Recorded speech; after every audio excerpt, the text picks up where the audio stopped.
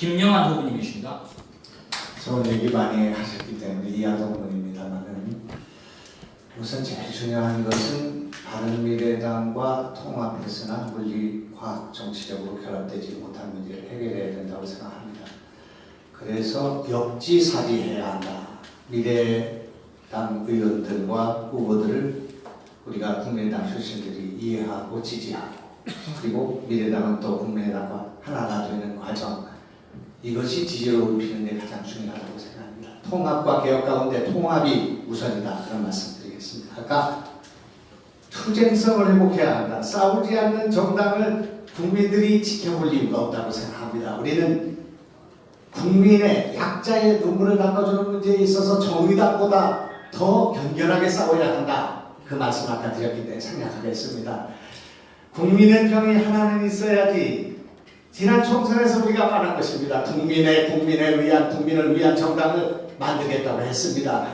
따라서 우리는 보수, 진보 이거 가지고 싸워서는 분열의 늪에 빠지게 된다고 생각합니다. 국민의 정당이 돼야 된다고 생각합니다. 이런 면에서 국민의 이익을 위해서 진보와 싸워야 합니다.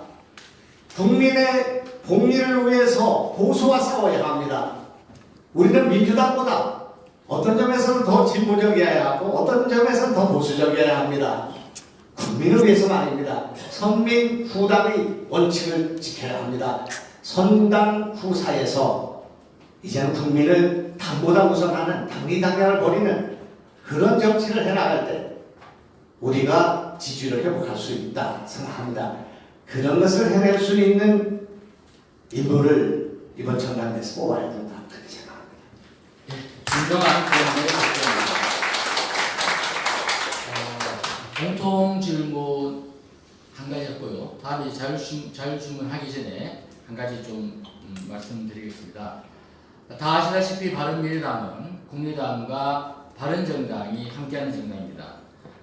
바른정당 원외지역위원장 협의회 위원장님을 지내셨고 또 최고위원을 역임하신 오늘 우리 권오월 최고위원님 모두 발언 가장 먼저 하셔야 되는데 지금 차량이 약간 밀려서 좀 전에 도착하신 것 같습니다.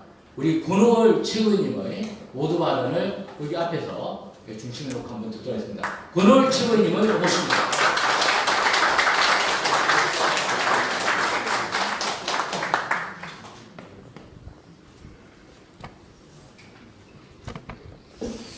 모든 분들이 완전 2시부터 회의에 오신 분들 지역에서 올라오다가 좀 늦었습니다. 모두 발언이 있는지도 모르게 참석했기 때문에 앉아서 듣다가 있다 참 이런 말씀드리겠습니다.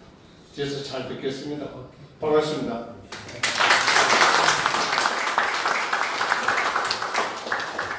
다시 모시도록 하고요. 그럼 우선 공통질문만 일반적으로 하면 좀 진행상 흥미가 적어질 것 같아서 개별 질문을 이제 하겠는데 후보자를 지명해 주시고요. 본인의 소속과 성함을 말씀하시고 후보자를 지명하는데 또 너무 한쪽이 몰리면 안 되니까 후보자는 2번까지만의 질문을 받고 골고루 이렇게 하도록 하겠습니다.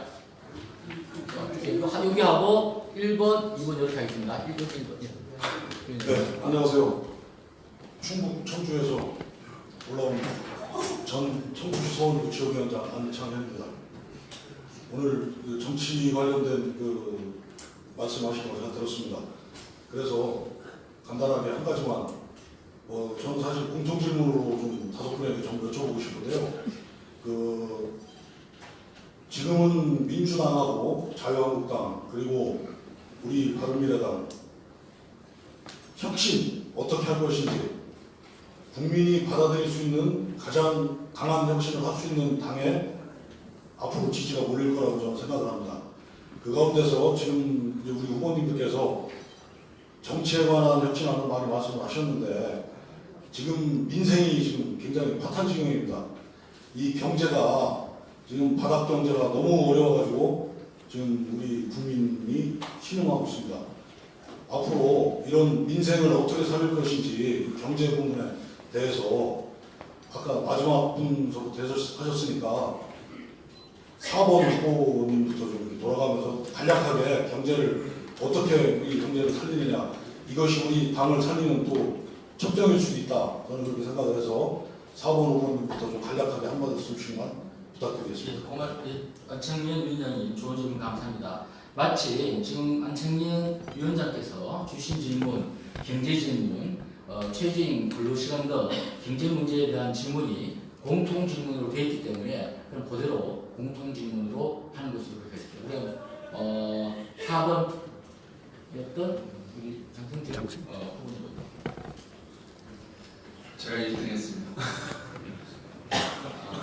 경제 정책이 사실은 한 그 정당의 성격을 결정하는 가장 중요한 척도죠. 그 경제 정책을 크게 나눌 때 저는 국가가 개입해야 될 영역, 또 국가가 그 영역에 개입한다면 개입하는 수준, 그리고 그 개입하는 수단이 뭐냐, 이거에 따라서 이제 국가의 역할을 이렇게 나눌 수 있다고 보고요. 그리고 시장 기능에 맡겨야 될 부분이 뭔지, 이런 걸 잘 조합하는 게 우선이라고 생각하는데, 예를 들면 저는 만약에 당 대표가 된다면 지속적인 현안 대응을 그때그때 언론을 우리가 대응도 해야 되지만, 커런트 이슈에 대해 해야 되지만, 우리가 갖고 있는 전략적인 주제에 대해서 TF를 만들고요. 그걸 아주 잘게 아주 작게 나눠서 매일매일 우리 메시지들을 내는 그런 방향으로 일관되게 하다 보면 저는 우리 당의 노선과 내용이 국민들한테 많이 전달이 될 거다. 제가 도당위원장을 하면서 우리 당의 최저임금 급격 인상에 따른 실태조사단을 구성을 하고 신호당도 거기에 설치를 해서 설문지도 만들고 이 시장 상가 상인들을 만나서 이렇게 하자 하는 제안을 여러 번 했는데 그런 걸 안 하시더라고요. 근데 그렇게 하고 전문가들과 함께 이렇게 의견을 모아서 구체적인 그런 일들을 우리 전문가들이 우리 당이 많이 있기 때문에 해 나가야 된다 이렇게 생각하고요. 제가 갖고 있는 가장 큰 히든 카드로 갖고 있는 바른미래당이 가져가야 될 경제 정책이기도 하고 사회 정책이기도 한데요. 우리 사회 지금 현재 경제 문제에서 가장 어려운 문제가 실질 구매력이 떨어지고 있다는 겁니다. 그래서 이 실질 구매력을 명목 소득을 높여주는 방식으로 보전해주면서 아부하겠다. 이게 문재인 정부의 급여 인상 정책인데 최저임금. 저는 그런 정책보다 실질적인 소득을 높여줄 수 있는, 다시 말하면 그 비용 자체를 줄일 수 있는 쪽으로 가는 게 국가가 할 역할이다 이렇게 보는 거죠. 그 중에 가장 핵심이 뭐냐? 주택입니다. 그래서 지금 현재 LH나 그 국토교통부에서 하고 있는 주택, 공공임대주택은요, 영구임대주택이 거의 없습니다. 영구임대주택이 소득 4분 이하의 아주 최소득 취약계층만 돼 있는데, 이걸 선순환 구조로 소득도 소득으로 전환하게 하려면 소득 8분위 소득까지 영구임대주택에 들어갈 수 있는 정책으로 바꿔서 공공영구임대주택을 통한 주택혁명, 이것을 통해서 실질소득을 늘려주고 실질소득을 늘려서 구매력을 늘려서 전체적인 경제가 선순화되는 그런 정책을 우선 시작해볼까, 그런 생각을 갖고 있습니다. 주택을 통해서 바른미래당의 정체성, 중도정치의 개혁성을 명확하게 세우겠습니다. 좀 기다려서 죄송합니다. 네, 고맙습니다. 다음으로 차태기 후보님께서 경제 문제에 대해서 공통질문에 대한 답변해 주시면 2분이고요. 제가 한 20초 나오면 20초 나오면 마이크로 직접 말씀드리겠습니다. 일단 그 진보 보수 우리 당 내에서 논쟁이 있는데, 경제 부분에 있어서는 이 진보적인 개혁과 보수적인 개혁이 같이 가야 됩니다. 그러니까 일종의 이제 하이브리드 개혁을 해야 되는데, 그 등소평도 그랬잖아요. 뭐 경제는 먹고 사는데 흰 고양이 뭐 검은 고양이 뭔 필요하냐. 근데 이제 문제는 어떤 부분에 있어서 진보란 수단을 쓰고, 그러니까 진보나 보수는 수단이라는 거죠. 국민들이 더 잘 살고 행복해지는데 쓰는 수단인데, 국가 좌파적인 수단을 써야 될 때가 있고 또 시장주의적인 우파적인 수단을 써야 될 때가 있는데, 이제 문재인 정부는 이걸 완전히 혼동하고 있는 거예요. 근데 또 김병주는 이제 문재인이 무조건 다 국가주의만 쓰는 걸로 착각하고 있는 건데, 근데 이제 우리 당이 여기서 점수 딸 수 있는 게, 순발력이 있어야 돼. 단타도 점수를 따야 되고 또 홈런도 이런 단타 뭐 이런 거예요. 최저임금 가지고 굉장히 고통받고 있잖아요. 그 자연상인이. 근데 우리 당 대변인 논평 나온 게 뭐냐? 이렇게 나왔어요. 최저임금은 재정이 부담할 수 있는 적절한 수준의 뭐 이 인상을 해야 된다. 그렇게 정치하면 안 돼요. 소상공인 왜냐면 작년에도 엄청나게 올랐기 때문에 그죠? 거의 3년째 이렇게 올랐어요. 작년에 16몇% 올랐기 때문에 선명하게 동결이라고 해줘야 됩니다. 그분들 입장에 서서 동결이라고 해줘야 돼요. 그리고 지금 자영상인들이 또 요구하는 게 뭐 5인 이하는 차별화해라. 그러면 예측 가능하게 해줘야 돼요. 그래서 제가 법안을 준비하고 있는 게 5인 이하는 최저임금이 GDP 성장률에 딱 연동되게끔. 그래야 예측 가능해서 자기 사업을 할 수 있잖아요. 그리고 지금 사실 현실적으로 지금 어제 통과됐잖아요. 이미 올랐어요. 10% 이미 올라서 그러면 내년에는 무조건 동결해라. 그러니까 좀 선명한 정치를 해야 되는데 굉장히 미지근한 정치를 해요. 우리 당이. 그러니까 지지율이 안 오르고 또 한 가지는 우리 사회 정말 이건 혁명적인 변화가 필요한데 예를 들어 정규직, 비정규직 그잖아요. 저는 그렇습니다. 이 둘 다 폐지해야 됩니다. 둘 다 폐지하고 하나로 통해야 됩니다. 근데 이 정부는 전부 다 정규직 하겠다는 거잖아요. 전부 다 정규직. 근데 이건 정말 산수인데 전부 다 정규직 할 수 있죠. 그러면 실업 대란이 일어날 거 아닙니까? 그잖아요. 예를 들어 100, 정규직이 100 받고 비정규직이 50 받으면 50짜리를 전부 다 100 만들어주려면 재벌한테도 25 땡긴다 하더라도 거의 절반 이상의 비정규직 실업자가 될 거 아니에요. 그러니까 그러면 정규직도 어느 정도 양보해야 되거든요. 이런 식으로밖에 안 되는 거예요. 근데 여기서 격차에서 말만 하고 뭐 또 미세한 해법 당연히 도움이 안 된다. 그럼 뭐 신정규직이라든지 어떤 새로운 프레임을 내세워서 이 완전한 계급 없애겠다. 지금 사실 우리 대한민국 계급 사회거든요. 그런 면에서. 그래서 이 부분에 있어서는 정말 아까 얘기했지만 어떤 면에 있어서는 훨씬 더 진보적인 지금 정의당보다도 훨씬 더 진보적인 수단 이런 계급 없애겠다. 어떤 면에 있어서는 훨씬 더 한국당보다도 보수적인 아까 최저임금 부분에 있어서 그런 식으로 나가야 되고 그래서 이제 과거에 뭐 극중주의 이런 표현이 있었는데 그 풀었으면 이거다. 저는 그렇게 생각합니다. 네, 대기업 회원이었습니다. 다음은 장충무 의원님. 지금 우리 경제 문제를 진단한다면 굉장히 복잡합니다. 여러 가지 다차원적인 측면에서 봐야 되는데 우선 첫째 미중 시대 지금 무역 전쟁이 우리에게는 가장 큽니다. 미국과 중국이 서로 어떤 무역 정책을 갖고 얼마나 싸움을 하느냐에 따라서 상대적으로 두 마리의 거래 싸움에 한국의 수출 상품과 제조 그 다음에 여러 가지 중국에 대한 어떤 그 신소재 원자재 산업들이 중간재 산업들이 아주 두 마리의 거래 싸움에 새우 등 터지는 그런 형량이기 때문에 이 부분을 우리가 면밀하게 잘 고쳐서 적절한 맞춤형 정책을 미중 무역 전쟁 속에서 맞춰가지 않으면 우리 경제는 생존 전략이 사실 힘들다.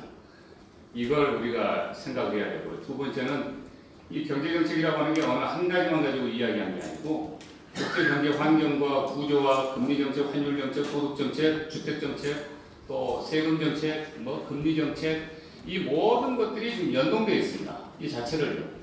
그래서 이 하나하나를 전부 이 현 시츄에이션에 한국 경제 어떤 정책으로 맞추면서 이걸 가져가야만이 우리가 일자리를 만들고 경기를 부양시킬 수 있을 것인지 종합적으로 이 부분들을 맞춰가야 돼요. 세 번째는 현재 일자리 창출부터 시작해서 한국의 가계부채를 누리고 있는 이 모든 경제 악화 정책이 문재인 정권의 소득 주도 경제 정책이라면 이 소득 주도 경제 정책이 과연 시장 친화적인 정책이고 자본주의 정책이고 우리 경제 구조에 맞춤형 정책인지 이거 따져봐야 됩니다. 그런데 제가 보기에는 이게 전부 사회주의에서 계획경제 정책이고 소득이 없는데 소득을 주도한다고 복지 정책을 펴니까 경제 정책을 실현과 현실에서 국민들에게 성장을 주고 이익을 주고 삶의 질을 편하게 해주는 어떤 일자리 창출과는 아무 상관이 없는 거꾸로 정책이 되고 있습니다. 지금 자기네들은 서민들을 살린다고 그러지만 서민들 일자리를 박탈시키고 있어요. 이렇게 해서는 경제가 살아나지 않아요. 제가 봤을 때는 내년 4월 정도 되면 소득 주도 경제 정책에 허풍이 무너지면서 국민들의 경제적 삶의 부채와 가계 부채는 천문학적으로 치고 뛸 것으로 생각됩니다. 이거 굉장히 바로 잡아서 빨리 시장 친화적인 경제 성장 정책으로 돌려야 된다. 이런 생각을 갖고 있고요. 우리 경제가 지금 악화된 요인은 결정적으로 딱 한 가지가 있습니다. 뭐냐? 수출 먹고 사는 나라인데 우리는 인적 자원이 없어. 자원도 없어. 아무것도 없어요. 수출 하나 가지고 먹고 사는. 수출 하나만 갖고 먹고 사는 우리나라가 왜 요즘 수출이 안 되냐? 국제사회에서 중국이라고 하는 거대한 제조업 국가가 튀어나왔어요. 한국이 수출해서 미국 시장에 제조업 상품을 내놓으면 중국은 똑같은 상품이지만 한국보다 훨씬 싼 저렴한 노동력에 의해서 저렴한 가격에 거의 비슷한 수준의 상품을 미국 시장에 내놓습니다. 이게 중국 시장이고 이게 중국 상품이고 이게 한국 상품이고 거기에는 똑같아요. 가격이 더 싸. 그런데 중국에서 만든 게 왜 싸냐? 싼 임금 때문에 가격이 쌀 수밖에 없어. 우리나라 인건비가 너무 비싸요. 그렇기 때문에 우리가 수출로 먹고 살았던 그 나라가 이제는 중국이라고 하는 거대한 제조업 수출 강국이 나왔기 때문에 싼 물건, 똑같은 품질의 싼 물건을 내놓기 때문에 우리가 물건을 팔아서 장사해서 먹고 살 길이 막혔어요. 이거 해법이 어디에 있냐? 해법이 결국 가격 경쟁력에서 우리가 제조업 수출 상품에 물길이 막혔다면은 그러면 싼 인건비로 이 제품을 중국보다 더 싼 인건비로 싼 노동력으로 이 제품을 만들면 가격이 중국 제품보다 더 좋으면서 더 쌀 수가 있어요. 그게 저는 북한에 있다고 봅니다. 이 북한의 인민들에게 사실 노동력을 중국보다 10분의 1밖에 안 되기 때문에 이 북한의 이 고용 인력을 우리가 잘 활용하면 사실상 중국과 우리가 FTA를 맺을 때 북한 개성공단 내지는 북한에서 만든 합작품도 한국의 제품으로 인정해주는 그 조항이 있습니다. 그렇기 때문에 남북한 간의 경협의 확대를 빨리 해서 중국의 인건비보다 훨씬 싼 인건비를 가지고 10분의 1밖에 들지 않는 북한의 인건비를 가지고 우리가 제조업 산업에 박차를 가한다면 그야말로 우리는 지금 중국 시장도 다 장악할 수 있고 미국 시장에서도 한국의 제조업이 전반적으로 다 장악할 수가 있다. 이렇게 되면 2030년 되면 골드만 삭스가 이야기했던 것처럼 한국이 세계에서 경제 6위 5만 불 시대로 반짝 올라갈 거다. 그래서 북한의 싼 인건비를 빨리 우리는 제조업 산업에 투입해서 국제 시장 경제를 장악하는 가격 경쟁력을 키우는 수출 제도로 빨리 전환해야 됩니다. 그래야 한국이 먹고 삽니다. 예. 이걸 못하고 있어요. 고맙습니다. 장승민 후보였습니다. 지금은 두 번째 공통 질문 경쟁 문제에 대한 정책 제고 방안에 대해서 말씀을 나누고 있습니다.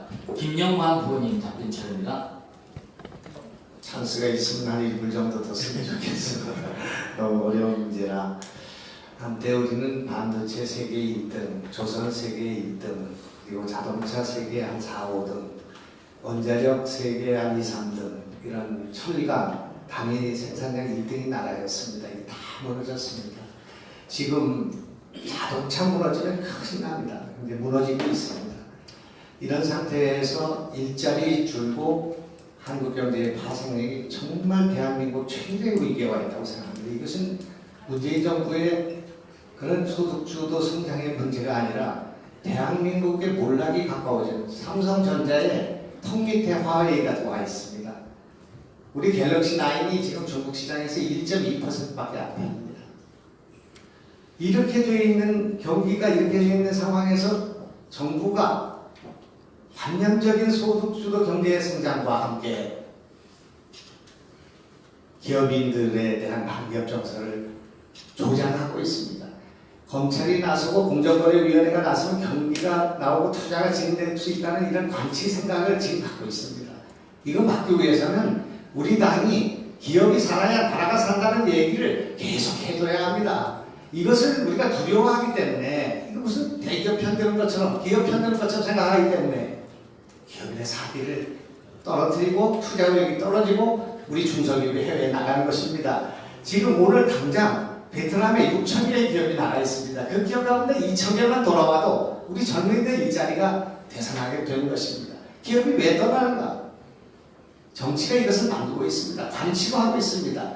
무슨 공정거래위원회나 정치가 개입해가지고 재정을 투입하고 무슨 정치가 겁을 주면 기업인들이 돈을 투자할 거라고 생각하는데 어림없는 일이라고 생각합니다. 이것이 잘못되어 있는 것입니다. 기업이 살아야 나라가 삽니다. 일자리는 만드는 것이 아닙니다.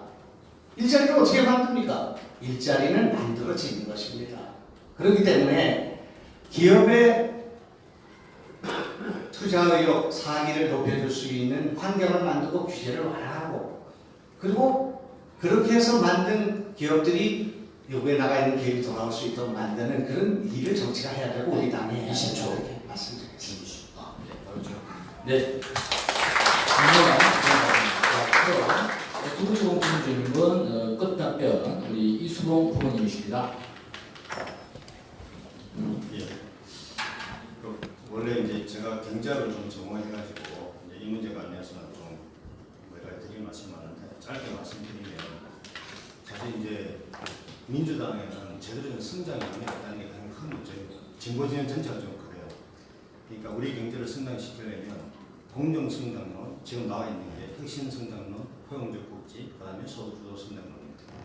근데 이 네 가지 담론이 다 각각 책을 갖고 있는데 다 장단점이 있습니다. 근데 사실 우리나라의 한국 경제를 성장시키려면 지금 제가 방금 말씀드린 이 순서로 계획이 진행돼야 됩니다. 그러니까 기본적으로 시장의 룰이 제대로 확보가 안 되니까 아까 재벌과 고위 관료들의 나라라고 했는데 이 유착관계 때문에 시장 경제가 되어 있지 않습니까? 이 고리를 끊어야 돼요. 그래서 일학수급이라든지 또는 경쟁불협위원회가 제대로 일을 해야 되는데 사실상 제가 볼 때는 너무나 부족합니다. 정권 초기에 의지를 가지고 해야 될 일을 지금 타이밍을 많이 놓치고 있습니다. 제가 민주당의 그 미래를 굉장히 좀 어렵게 보는 것이 바로 이 점 때문입니다.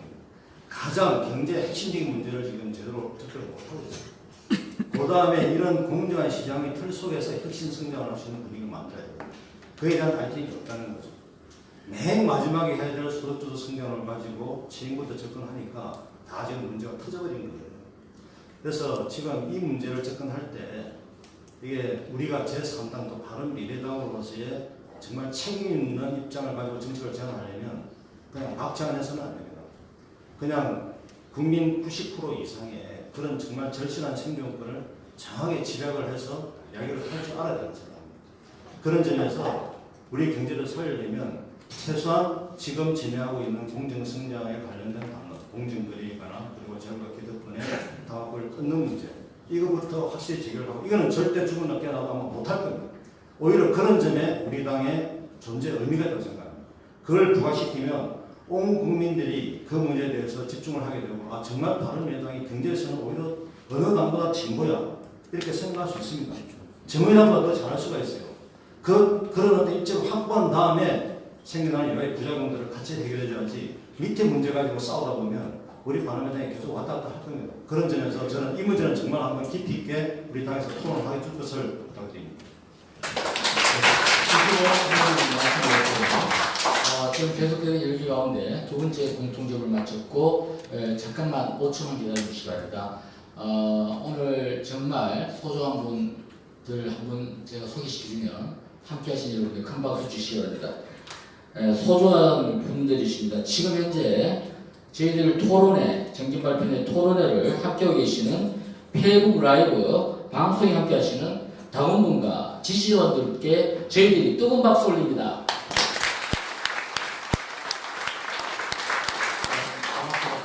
아까 뒤에 자세히 아까 개별 질문 해주시기 바랍니다. 네. 소속과 성을 밝히시고 개별 질문. 인천에서 당원 이정식입니다. 저는 오늘 여기 모이신 분들이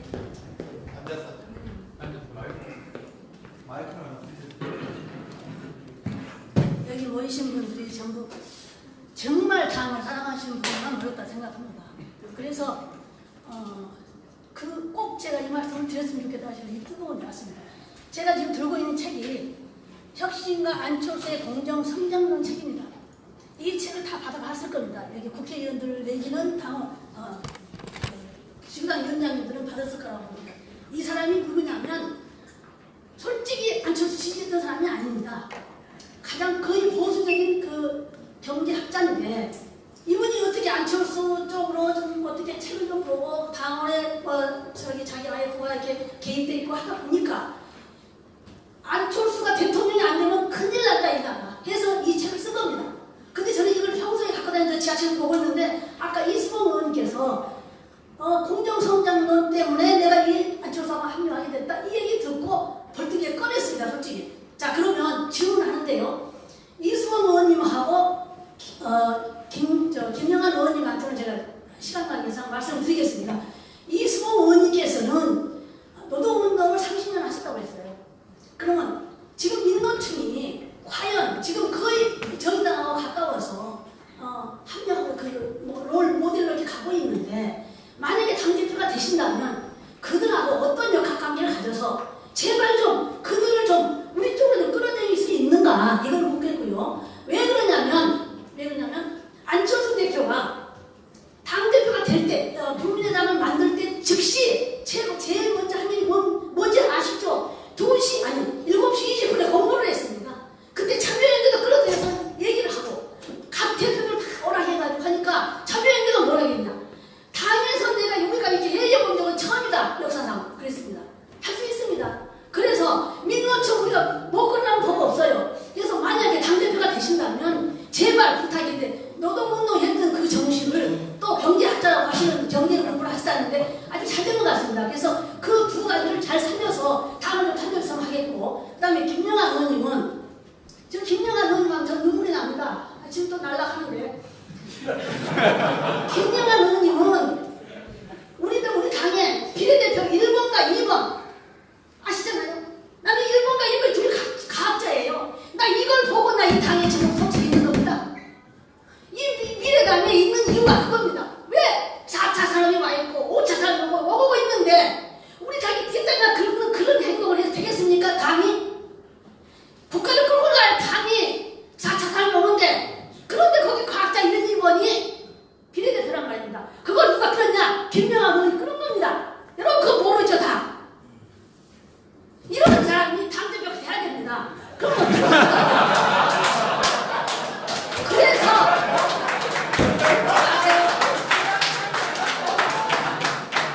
묻지 마세요. 이거 무슨 일이 아니에요 지금.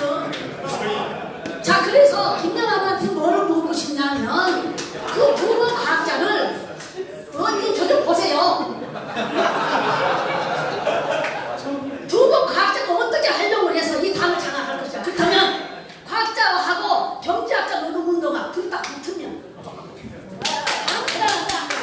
제 얘기는 이겁니다.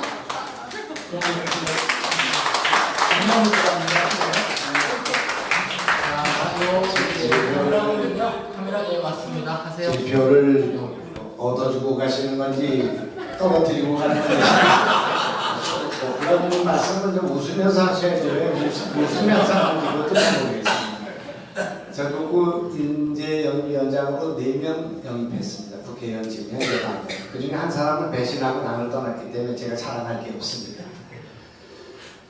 지금 이렇습니다. 우리 경제와 관련해서 정말 큰일 났다고 생각하는 것은, 오늘 신문에도 난 거지만 원격 의료라는 것이 있는데, 그것이 지금 중국에서 1억 명이 이용을 하고 있습니다. 이거 의사가 반대합니다. 그리고 NGO들이 반대합니다. 의료 산업화, 김대중 대통령, 노무현 대통령 다 찬성했던, 아니고 이명박, 박근혜까지 찬성했지만 NGO들 반대하기 때문에 못하고 있습니다. 신의학, 우리가 왜 신약을 가지고 세계에 올라간단 말입니까? 지금 우리의 신약이 세계 비아그라 같은 거 하나가 현대자동차만큼의 매출을 갖고 있습니다. 그런데 그거 우리 못하고 있습니다. 의공학 못하고 있습니다. 생명공학 제대로 못합니다. 줄기세포 연구도 못합니다. 이렇게 규제가 누구와 싸우지 않으면 안 되는 것입니다. 우리 드론이 중국에 밀리는데 그것은 우리 환경교통법 때문에 안 되는 것입니다. 다 이렇게 걸려 있습니다. 그렇기 때문에 우리 당은 이런 문제에 있어서 규제 프리조를 포함한 경제를 살리기 위한 이 노력을 해야 된다. 김대중 대통령께서 우리 정치할 때 어려웠습니다. CDMA 표준할 때 어려웠습니다. 그리고 우리가 초고속도로만 깔 때 어려웠습니다. 이거 결정해 줬기 때문에 IT 강국됐습니다. 그러니까 이 정치가 결단을 가져야 되는데, 이 노무현 정부, 문재인 정부의 이 지금 운동권 출신의 우리 후배님들은 여기에 끌려다니기 때문에, 그 지지계층에 끌려다니기 때문에 안 되는 것입니다. 집권하고 나서는 노무현 대통령처럼, 김대중 대통령처럼 강전마을도 만들고 FTA도 찬성하고 이렇게 국익을 위해서 국민을 위해서 바꿔줘야 되는데 지지 계층은 따라다니니까 이것이 나라가 잘 될 리가 없다. 그래서 우리 당은 그런 그 전국 의원님이 오신 것도 중요하지만은 나라를 국민을 중심에 놓고 할 말을 해야 한다. 그리고 그런 비난을 받을 생각, 낙곰수, 무슨 댓글이 무서워서 이렇게 새 가슴을 가지고 어떻게 이 당의 지지를 올릴 수 있겠습니까? 그래서 안 된다는 것입니다. 우리가 당 지도부가 죽기 살기로 싸우지 않는 한 지지율은 못 올라간다고 생각합니다. 나라를 생각하는 바른 소리를 해야 된다고 생각합니다.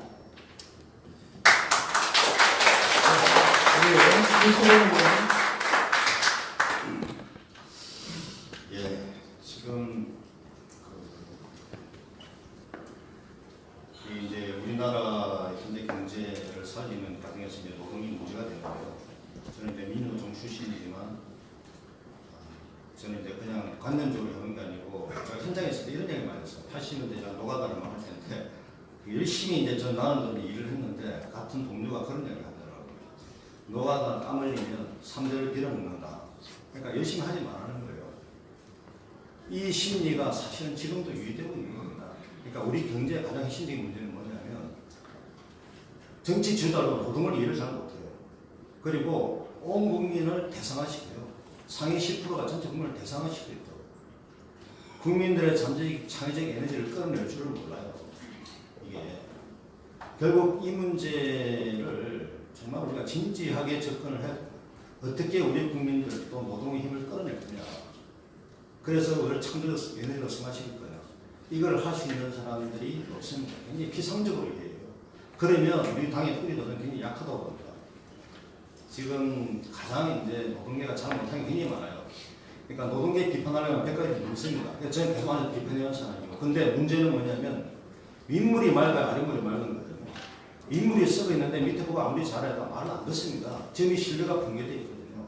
그래서 제가 당대표가 되면 정말 우리 노동의 에너지까지 다 합쳐가지고 또 사척의 어떤 그런 것까지 다 합쳐서 또 정부의 힘, 노사정이 다 힘을 합쳐가지고 우리 경제를 어떻게 살피는가 하는 합의를 만들어내겠습니다. 충분히 그렇게 할 수가 있습니다. 정말 진정성을 가지고 노동자를 살펴할 사람은 솔직히 제가 옷 벗고 같이 막걸리만 써서 한 일주일간 먹고 시작하면 답이 나옵니다. 그 힘 가지고 우리 기업주의 힘도 끌어내고 정부의 선도 투입을 해서 거대한 프로젝트를 만들어내면 우리 경제 살리는 것은 저는 반드시 할 수 있다고 생각합니다. 이상입니다. 지금까지 다음 정부 여러분, 동지군, 또 우리 김영환, 이승호님께 감사드리고 개별 질문을 받겠는데 이번에 개별 질문은 가능하면 우리 하태경, 장승민, 장승철 후보님 쪽에 해주시는 분부터 먼저 개별 질문. 네. 자기 소속과 성함을 밝혀주시기 바랍니다. 안녕하십니까. 대구에서 올라온 김교현입니다. 저는 하태경 후보님께 질문을 드리고 싶습니다. 개인적으로 지난 남북 정상회담 때 박주선 전 대통령하고 두 분만 봐주신 모습이 저는 지금도 상황입니다. 아주 보기 좋았습니다. 아까까지 말씀하실 때 수고정당을 밀어내고 일 야당이겠다. 정말 좋은 것 같습니다. 그리고 그게 내년 보궐선거가 됐을 때 다른자가 될 거다라는 말씀도 저는 동의합니다. 근데 만약에 지금도 많이 흘러나오고 있는 얘기지만 만약에 내년 보궐선거에 어떤 그 결과가 나오지 않아서 그때도 좋은 결과가 나오지 않았다. 그래서 정계 개편 회오리에 우리가 휩쓸리게 된다면 어떤 바람직한 대안을 가지고 계신지, 어떤 모습의 정계 개편이 필요한 것이고 우리한테 도움이 될 것이고 아니면 어떤 계획을 가지고 정계 개편에 대응하실 것인지 저는 하태경 의원님께 질문드리고 싶습니다. 이제 정계 개편에 대한 우리 당의 입장은 그러니까 이러한 대표의 입장은 이제 그런 거라고 생각하는데요. 우리가 갑이 될 거냐, 우리 될 거냐. 우리가 기어 들어갈 거냐, 딴 사람 우리가 기어 들어오게 만들 거냐. 사실 아시겠지만 현역 의원들이 지금 저밖에 없습니다. 이제 그 이유 중에 하나가 자신이 없는 거예요. 당을 살려가지고. 그러니까 자기 정치 커리어에 좀 플러스가 안 되겠다. 어차피 정계 개편 될 거다. 이렇게 보고 적당히 묻어가는 게 제일 안전빵이다. 이런 게 있는 겁니다. 그래서 제가 말씀드린 대로 당이 지금 시간이 별로 없어요. 실제로 당 대표고 임기가요. 저는 9월부터 내년 보궐선거 때까지입니다. 7개월, 8개월밖에 안 됩니다. 그리고 성적 아주 올라가야 됩니다. 그러면은 이 7개월 동안 정말 지지율 관리란 요 하나의 목표에 레이저처럼 집중해야 됩니다. 근데 만약에 우리가 그 보궐선거 때 한국당은 제낀다. 그러면 우리 당 중심으로 야당이 재편됩니다. 그게 또 바람직합니다. 건강한 야당 재편은 우리 당 중심으로 해야. 근데 지금 예를 들어 뭐 보수대 통합이다. 이건 망당 통합입니다. 망하고 있는 정당끼리 통합해서 완전히 소멸되는 겁니다. 그러면 민주당하고 정의당이 진보 보수로 바뀔 겁니다. 그래서 우리 당 역할이 지금 굉장히 중요하고 이 정말 7개월의 골든타임을 화끈하게 당을 이끌어야 됩니다. 국민들 좋아하는 게 제가 박수 많이 받은 게 외교 안보는 솔직히 대통령 도와줘야 된다는 생각을 해야 돼요. 대통령 어려우면 그걸 이렇게 해집는 게 아니고 좀 이렇게 잘 되게끔 국민들이 통합되고 단합되게끔 만들어줘야 됩니다. 그래서 제가 외교 안보는 협치를 주장하는 거고요. 경제는 지금 완전히 망치고 있어요. 강력하게 견제를 해야 됩니다. 막아야 됩니다. 정확하게 포인트 찍어가지고 어차피 우리가 주도하는 게 아니기 때문에 견제를 잘하고 있다. 그리고 이 엉망인 정책 때문에 고통받고 있는 약자들을 찾아가야 됩니다. 지금 특히 뭐 소자연상인 뭐 있지 않습니까? 그렇게 해서 가려운 데를 긁어줘야 됩니다. 때문에 아무튼 시작도 지지율, 끝도 지지율, 온통 지지율에 집중해서 이걸 아까 민생 정치도 지지율 올리는 이런 전략을 생각해야 됩니다. 그래서 저는 그거 하나만 생각하겠다. 예, 하태경 후보님이 말씀 주셨고요. 좀 지금 저 질문에 대해서 그러니까 그 말을 하려고 하니까 똑같이 하려고 하니까 조금만 기다려 주십시오.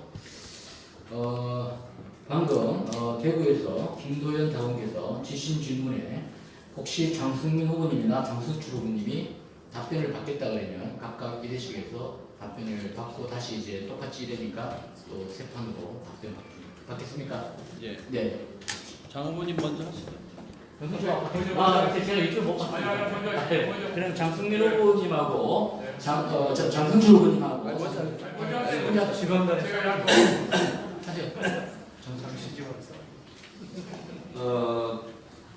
질문해주신 김도연 당원님 그 취지가 어떤지 그 전국을 다니면서 저도 많이 들었거든요.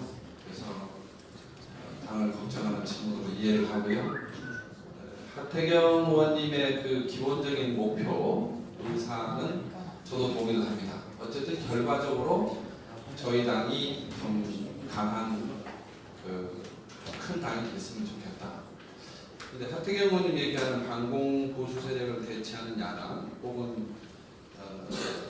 야당 교체 이 프레임을 하면 전 중도가 굉장히 약해질 거라고 봐요. 다시 말하면 현재 우리가 잘 생각해 보세요. 우리가 통합을 바른정당과 국민의당이 통합할 때 저는 중도에 있던 분들이 지지를 했다고 봅니다. 그래서 저희들이 여론조사하니까 20%도 나오고 통합의 동력을 삼았죠. 국민의당이 총선 때 성공했던 것도 중도의 색깔, 양기득권 타파를 선명하게 냈기 때문에 저희가 성공할 수 있었다 이렇게 생각합니다. 그런데 만약에 자유한국당을 대체하겠다 하면요, 민주당에서 실망한 지지자들이 우리 당으로 안 올 것 같아요. 그래서 요새 정의당 쪽으로 저는 많이 간다고 봅니다. 그 얘기는 뭐냐면 중도를 하더라도 하태경 의원 말씀에 동의하는 부분은 좀 섹시하고 사이다처럼 해야 된다.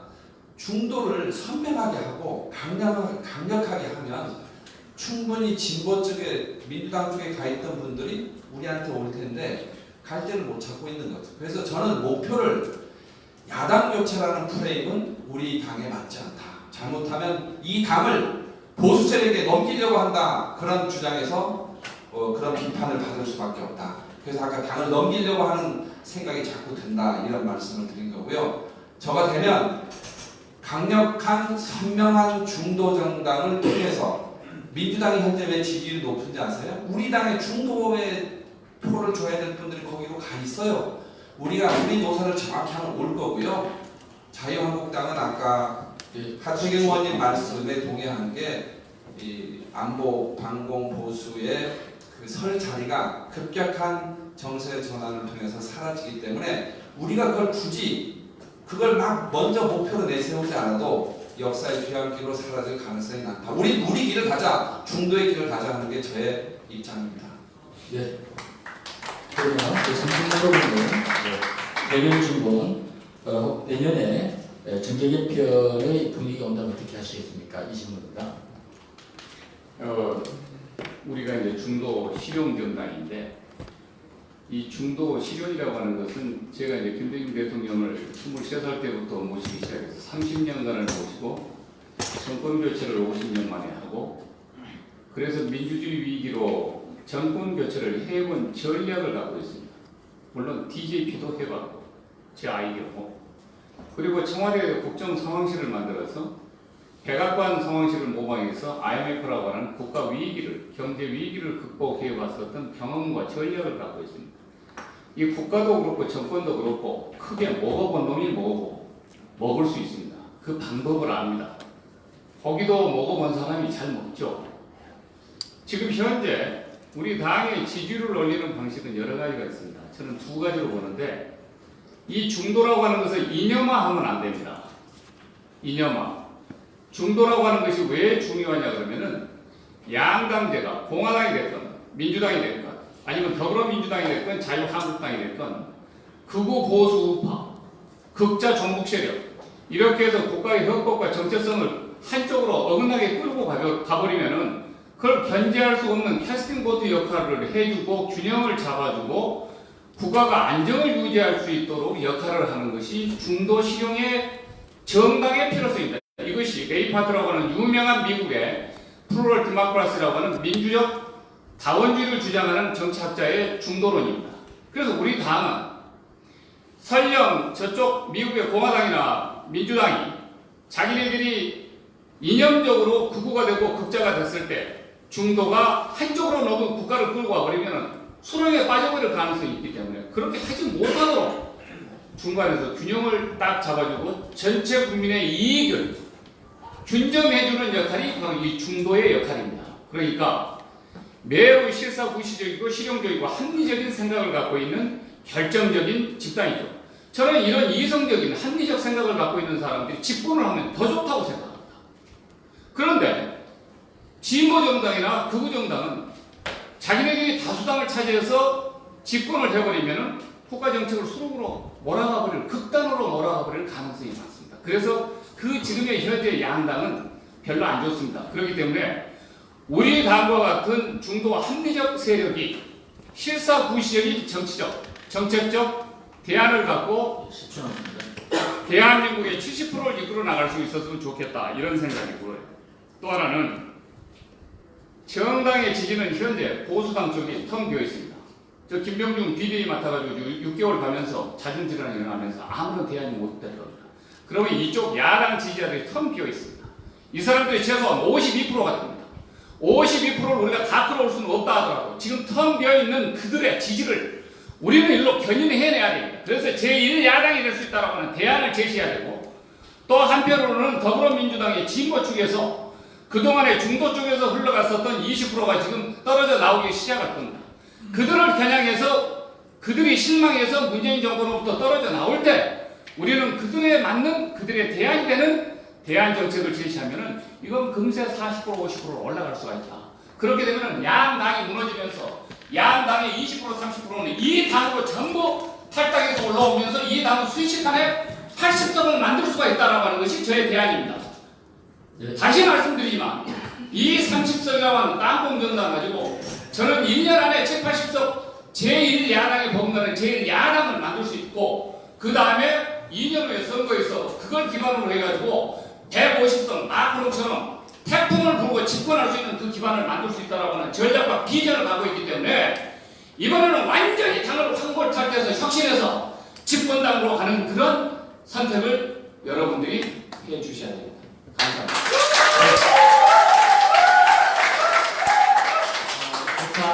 찬스 안 줘요, 찬스. 잠깐만요. 부탁 말씀을 좀 드리겠습니다.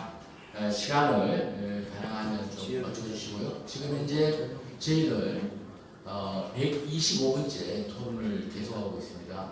우리 기지개 좀 펴시고요. 어떻게 진행할까 남은 시간 말씀드리겠습니다. 지금 세 분이 손을 드셨는데요. 나중에 세 분의 질문을 먼저 받고 이 다섯 분이 그 세 분의 질문 중에 하나를 선택해서 그렇게 개별 질문 하나 하고요. 그리고 또 공통 질문을 하고 그리고 또 우리 존경하는 분을 전7고위원께서 또 모두 발언을 못하셨으니까 마무리 발언을 준비해 주실 것을 부탁을 드립니다. 그리고 오늘 우리 바른미래당 신원위원 구의 당대표 최고위원 예비 후보자 후보 예정자 정견 발표 및 간담회 토론회는 우리 바른미래당을 사랑하는 당원들의 의견을 수렴하여 전 국민의당 시우당위원장 협의회, 전 바른정당 원외 지역위원회 협의회, 또 현재 바른미래당 원외 비상대책위원회의 몇몇 분들이 모임을 지금 도와서 하고 있다는 말씀을 드리고요.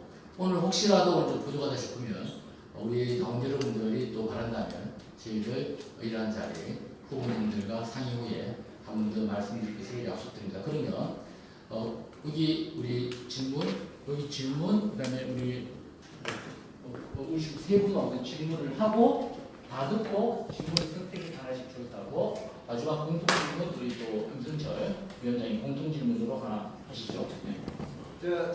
네. 남원 임실 순창 잠시 그 바른미래당 지역위원장을 했던 그리고 선거기간에 했던 하대식입니다. 제가 좀 오늘게 토론을 한다고 해서 한번 올라왔습니다. 제가 보니까 제가 도의회를 참선해서 12년 했는데 가장 중요한 것은 제가 월남에서 제가 대립 출신입니다. 월남에서 소대장 수색부장을 했는데 4년 동안 했는데 가장 중요한 것은 이 전투의 승패는 쥐관에 달려 있습니다. 쥐관이 이리 가고 저리가 가게 되면은 일주일 대로 가게 되면 이기는 겁니다. 실수 들어가면 다 죽는 겁니다. 그렇기 때문에 이 당대표의 역할이 대단히 중요하다 그런 생각을 합니다. 제가 이게 내감을 들고 딱 보니까 이게 바람이다 이게 안 맞습니다. 안 맞겠습니다. 그럽니다. 그 사람이 뭘 알고 그 사람이 안 맞겠다고 하겠습니까? 바로 그것은 매스컴에게 중앙방송에서 일어나는 모든 그 현상들을 중앙내에서 하는 것을 보고 행동합소 이런 식으로 해가지고 너도 밑에서 똑같아 이렇게 해가지고 평가를 받는 문제가 있기 때문에 저희 당대표의 역할이 중요하기 때문에 오늘 이제 좀 여러 가지 토론을 들어보니까 좀 앞으로 당대표 되시면은 누가 되든 간에 잘하실 거로 생각이 듭니다. 한 가지는 아까 제가 얘기했습니다만은 이 전투의 승패는 지휘관에 달려있는데 이 지휘관에 달려있는데 마지막 단계 전투하는 데 있어서 말단 소총 소대입니다. 소총 중대고 소총 중대하고 소총 소대인데 예를 들면은 중대가 이기가 다 했을 때 포 좀 때려달라고 중앙에서 포를 딱 때려줘가지고 적을 차단한다 이겁니다. 그런데 실제 제가 위원장을 맡아가지고 이번 선거에 뛰어보니까 포 지원 사기 한 것도 없어요. 이런 것도 없어요. 그래서 제가 이제 정의당이나 이런 거 이제 정치력들을 관심이 보는데 이 정의당 같은 거 보면은 이게 아무런 얘기 프랜카드 걸려 있는 거 보면은 별거 되지도 않을 거지만 무조건 갖다 프랜카드 붙이는 거예요. 정의당에 이게 붙이기 때문에 근데 우리 이제 바른미래당은 그런 홍보하는 중앙당에서 이렇게 질문이 없기 때문에 제가 마지막으로 질문하겠습니다. 앞으로 이제 당대표 되시면은 우리 그 지역위원회를 어떻게 활성화될 수 있도록 지원할 수 있겠는가 이 문제에 대해서 좀 우리 김영환 후보님께서 한번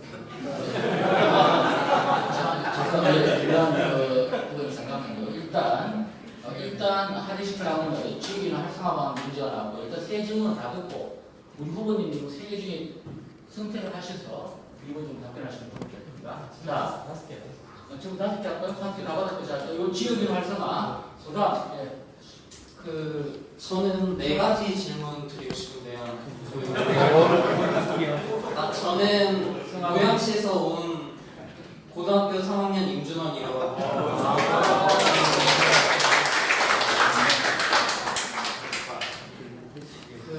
당대표가 된다면 나는 어떻게 선거구제 협상을 건가? 그리고 또 당대표가 된다면 나는 또 더불어민주당과 자유한국당에 맞서 어떻게 싸울 것인가에 대한 구체적인 전략.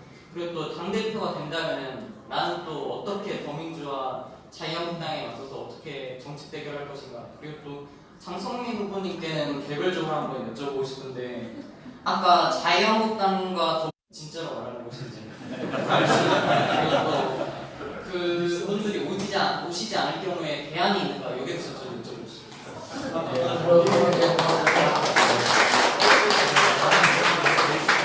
그러면 질문이 저기 한의식당원 지역위원회 활성화 질문을 그다음에 후보 입사 그다음에 아까 장승민 후보님은 정해지시네요. 지금 의원을 어떻게 보시는지 그리고 아까 민주당과 자한당하고의 참여라 말씀하셨죠?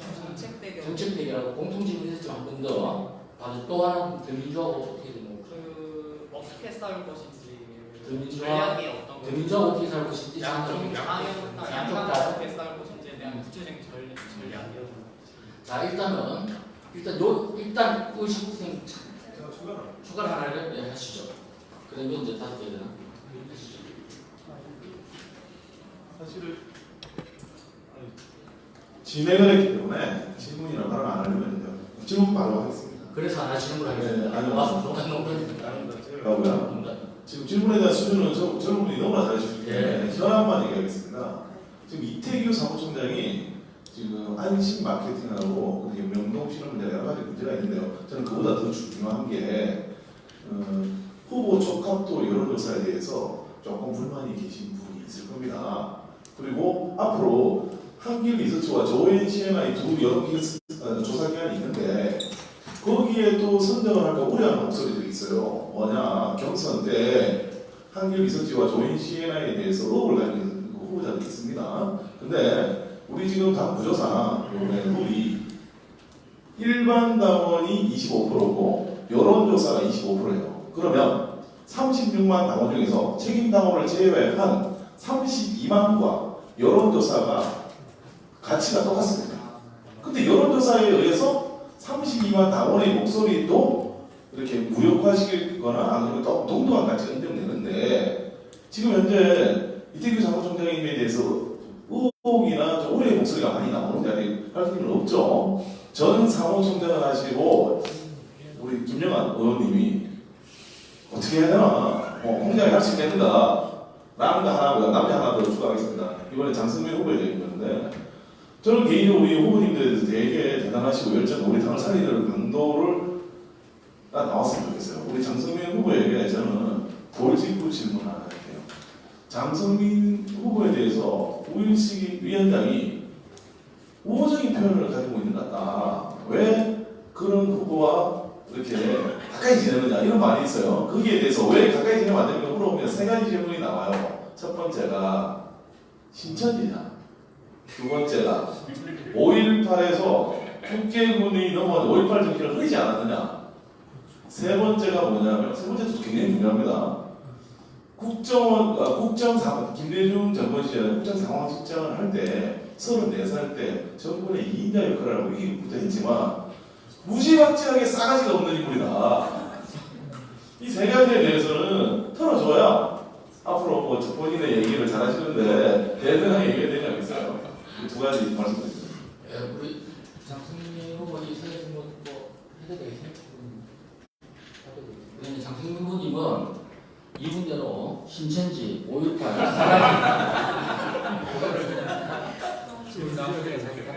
답변하면서 이것만 한 개씩 쭉 이렇게 지옥이나 이것이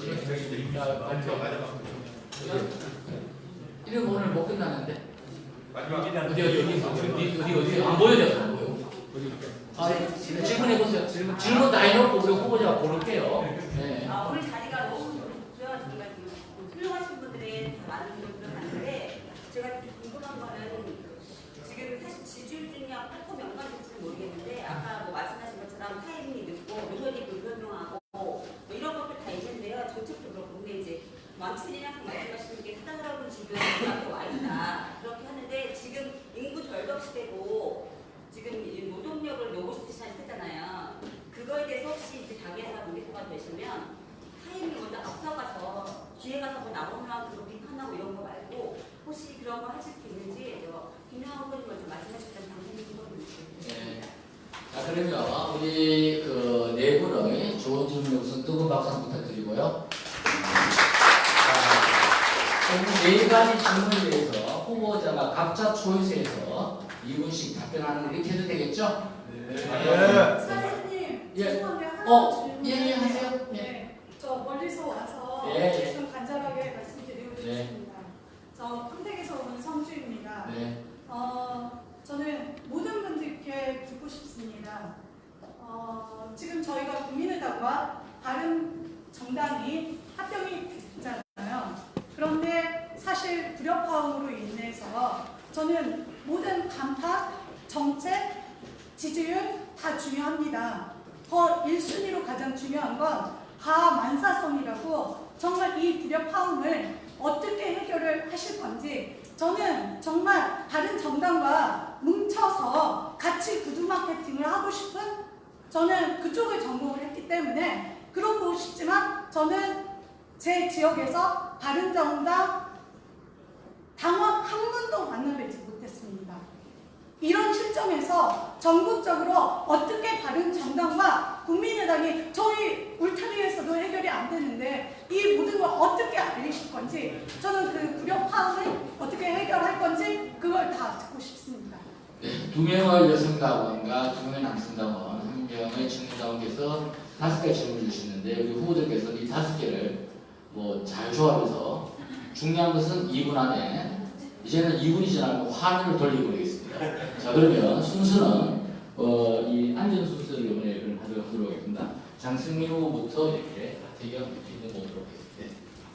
우리 저기 고등학생 당원 질문부터 제가 답변을 드리겠습니다.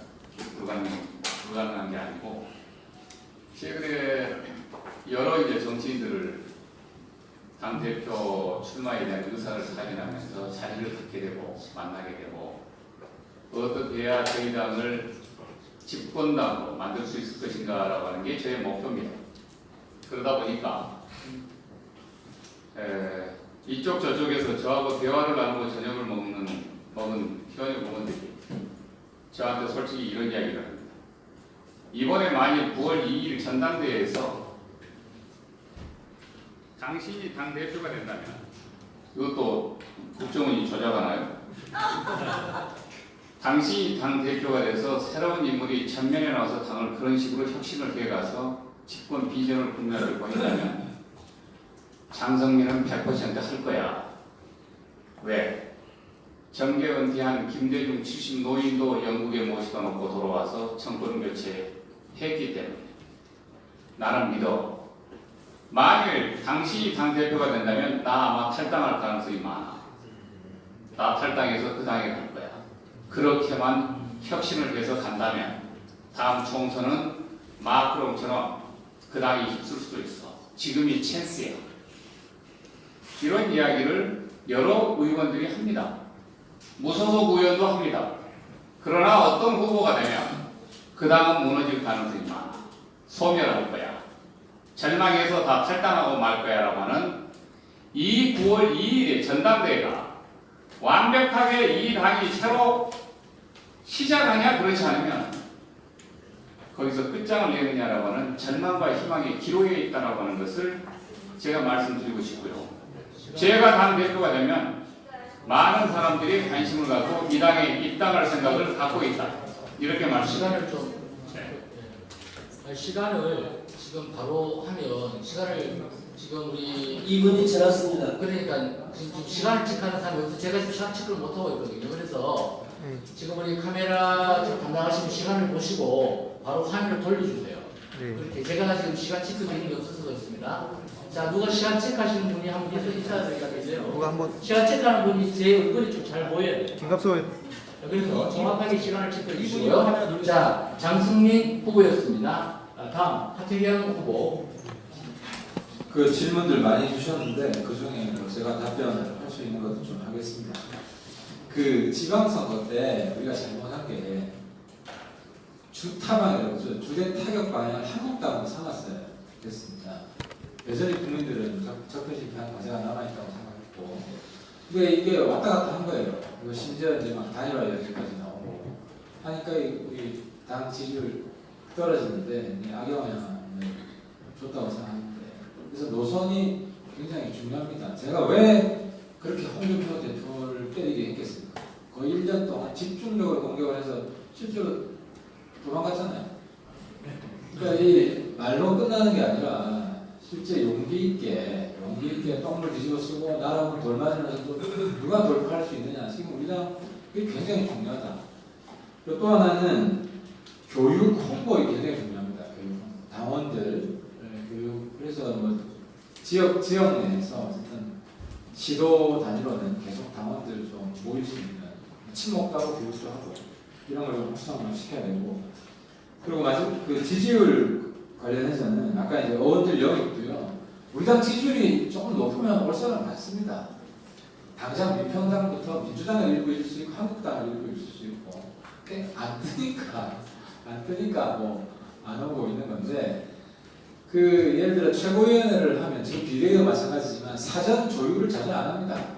그냥 각자 준비해서 자기는 한마디씩 하는 거예요. 그러니까 방향이 안 가려져요. 그래서 저는 그 당대표가 되면은 매일 밤에 그 다음날 최고위원회를 준비하는 최고 전략회의를 만들 겁니다.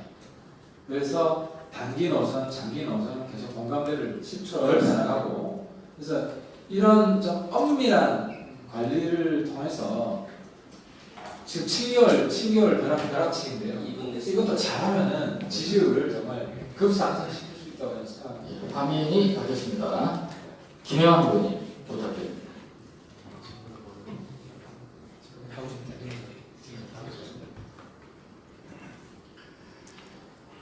저는 전에 김대중 정부부터 지금까지 주변에 인맥이 많다고 생각을 했는지 인재 영입을 많이 했습니다.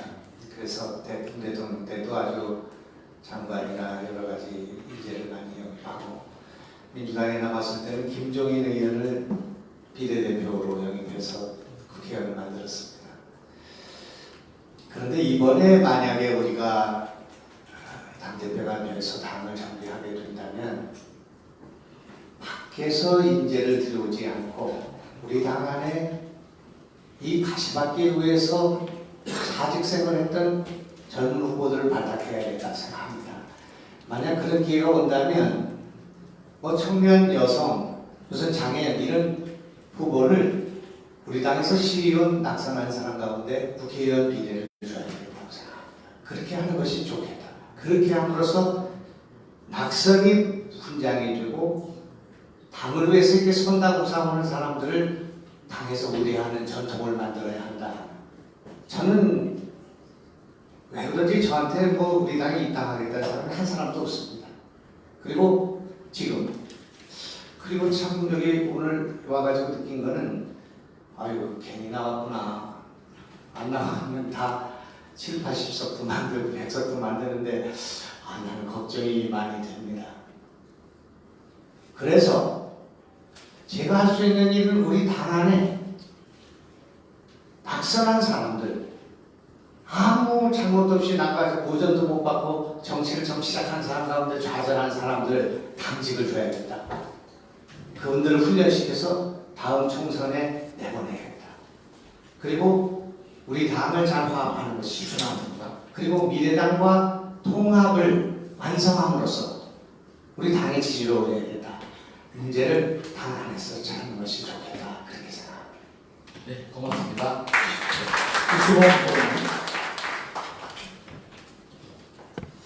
예, 지금 주신 질문들을 어떻게 보면 나름대로 좀 종합해서 좀 이렇게 말씀을 드리고 싶은데요. 그러니까 당 지지율을 어떻게 올릴 것인가, 앞으로 정당 정책 해결을 어떻게 할 것인가, 이런 걸 포함해서 말씀을 드리면, 일단 아까 말씀드렸지만 노선 이런 것이 중요하기보다는 그 노선에 따른 이슈가 뭔가 하는 걸 국민들이 보고 싶어 합니다. 그래서 지금 시적 과제라고 하면은 정화조 대통령 청산, 또 지방분권 강화, 선거제도 개편이잖아요. 선거제도 개편은 아마 우리 당이 아마 사활적 문제가 걸릴 겁니다. 그런데 우리 당이 그동안 문제점은 뭐냐면 말은 있었는데 실천이 없었어요. 무엇을 어떻게 우리 국민적 에너지, 이 촛불혁명의 에너지를 우리 당으로 흡수해낼 건가에 대한 어떠한 계획도 문제식도 없었습니다.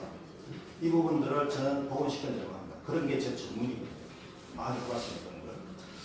그래서 무엇보다도 정치 행태가 중요하다. 말뿐이 아니라 실천을 통해서 우리 당원들의 에너지를 또 평당원들을 주체화시켜내는 이런 걸 통해서 지금 너무 홈런을 치려고 하기보다는 우리 당이 그동안 했던 게 시행착오가 너무 컸습니다. 잘못한 게 많아요. 정말 철저히 반성하면서 우리 행태를 고칠 생각해야 됩니다. 예를 들어서 지금 당장 추석 지나면 국정감사 했지 않습니까? 이런 국정감사에서 우리 당력을 총동원해서 어떻게 경제 문제를 파고들 것인가 이 지금 전략이 해야 되거든요.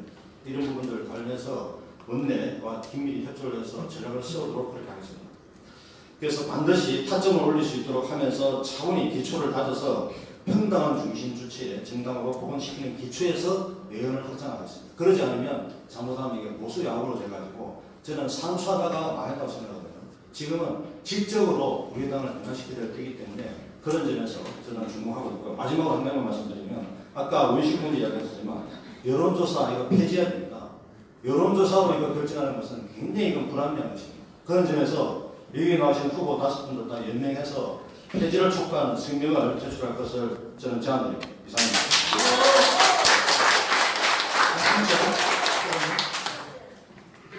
제가 어저께 국민 여론조사 폐지하자고 제의했더니 이수봉 후보께서 화답해 주셨어요. 박수 한번 던져주십시오. 장성민 후보께서 중도가 이념화돼서는 안 된다. 이념화돼 버리면 굳어버리죠.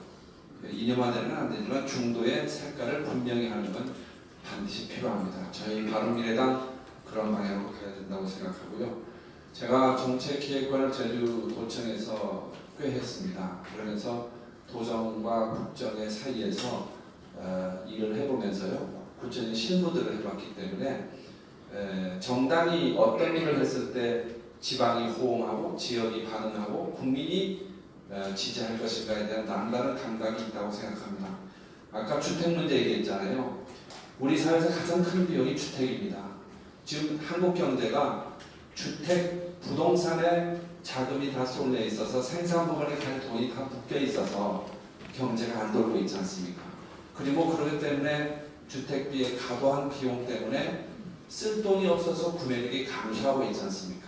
이 한국 경제의 동맥경화를 풀 수 있는 시초를 바른미래당이 시작해야 되는데 그 가장 좋은 소재가 공공연구인데 주택을 통한 주거비의 획기적 감소 이거를 이뤄주면 선순환할 수 있는데 여러 가지 정책이 있겠죠. 브랜드 저 이거 시작하겠습니다. 그리고 장성민 후보 또 하태경 후보 말씀 들으니까요. 보수 정당이 너무 많은 미련이 있으세요. 중도 정당의 길을 가야 됩니다.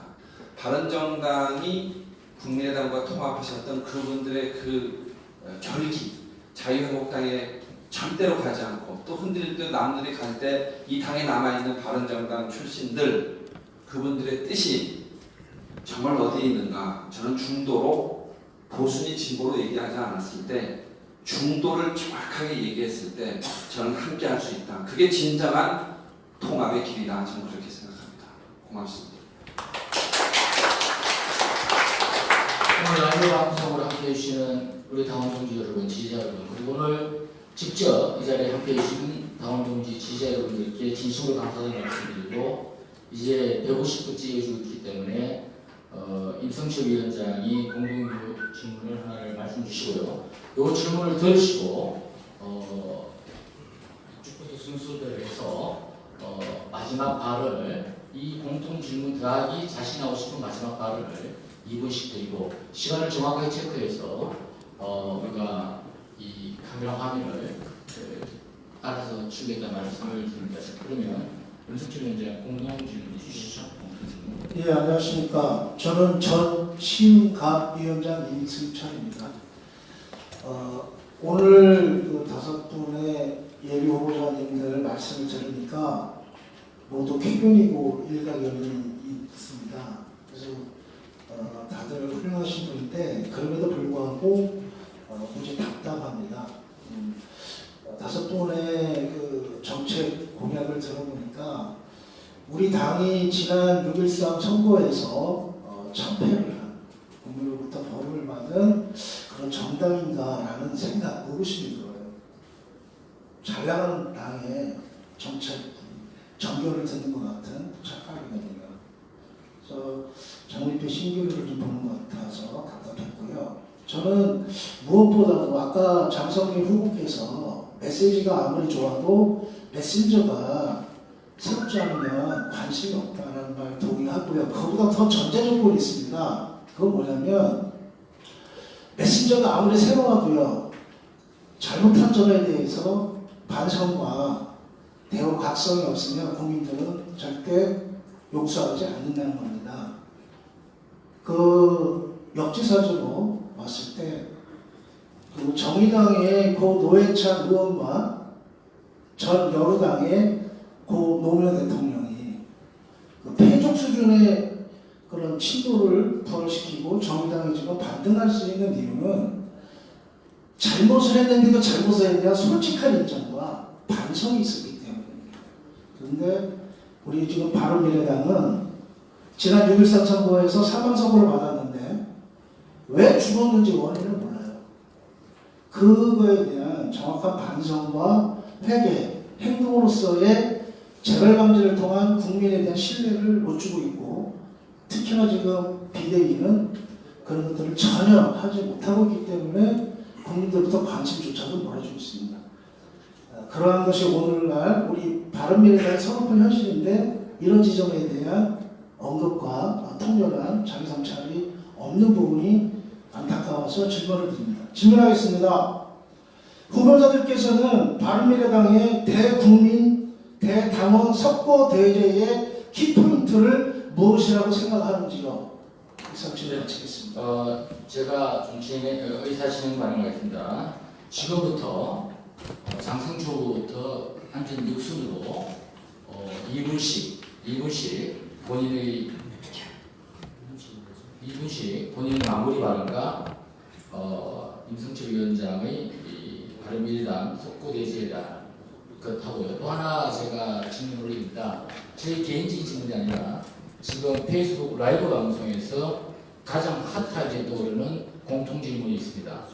뭐냐면 드루킹 문제에 대한 입장을 후보들께 묻고 있습니다. 그래서 드루킹대에 대한 입장 문제, 반성 문제, 그리고 본인의 마지막 보도 발언을 3분씩 드리겠습니다. 3분, 3개 그렇게 하겠습니다. 그리고 마무리 발언은 아까 미리 공정한 것처럼 우리 권오월 최고위원께서 해주시겠습니다. 잠깐만. 제가 마지막 하는 게 행식이 안 맞는 것 같아요. 지금 내 말씀드린. 예.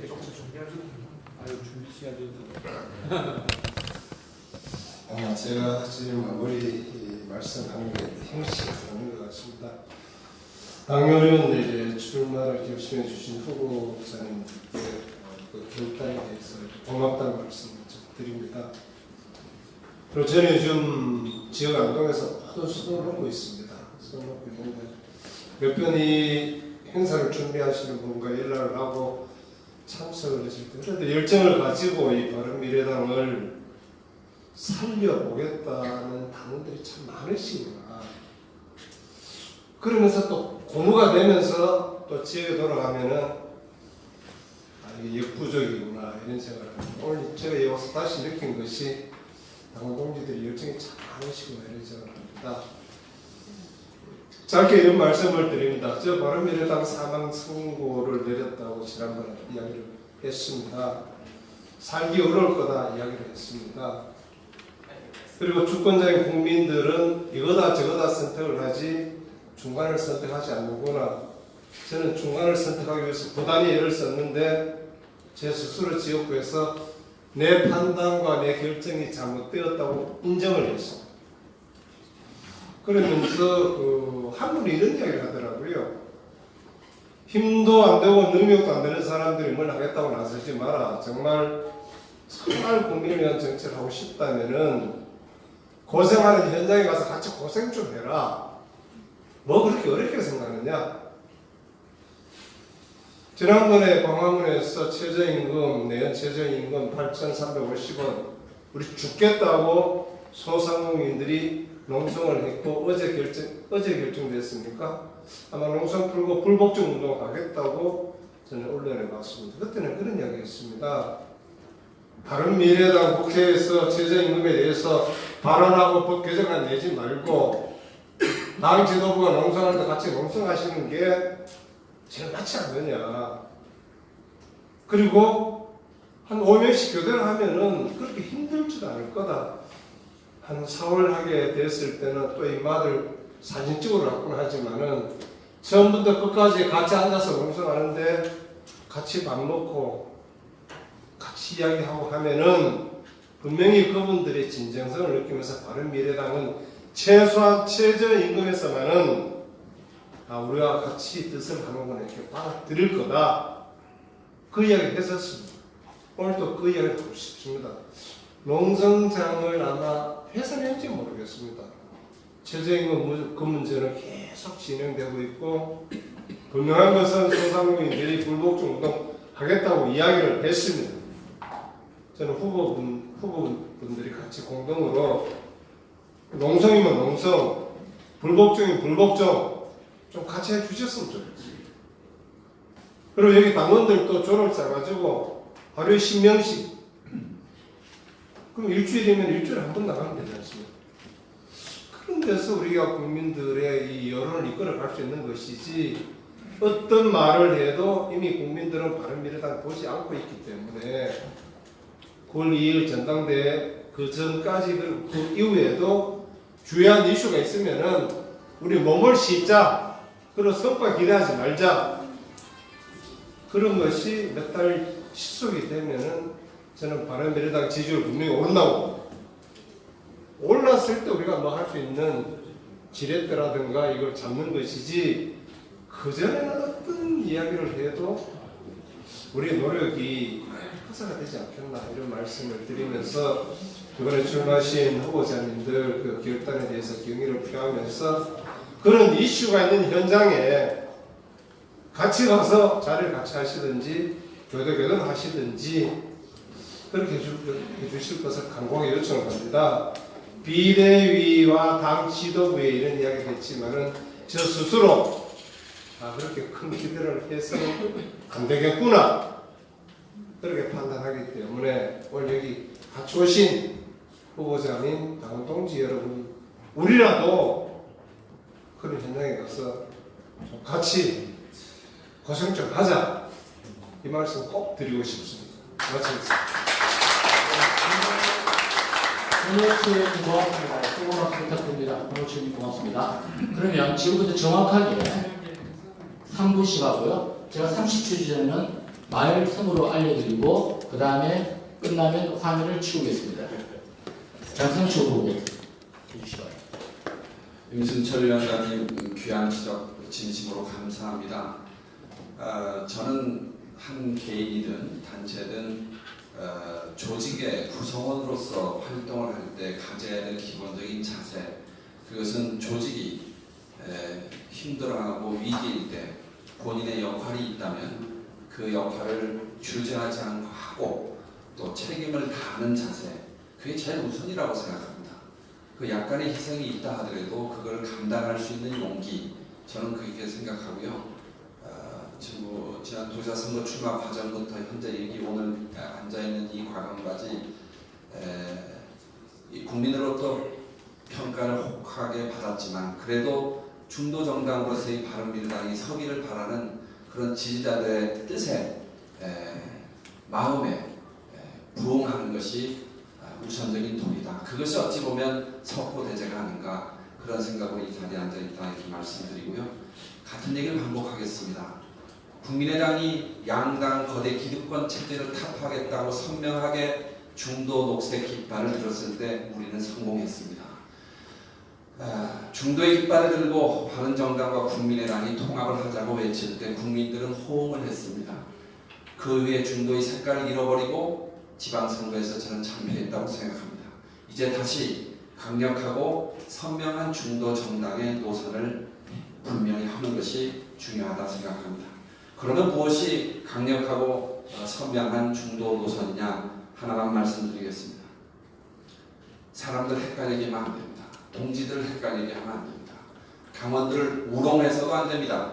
내년에 7, 80석의 국회의원을 확보해서 정계 개편하면 그 당이 중도 정당입니까? 저는 아니라고 생각합니다.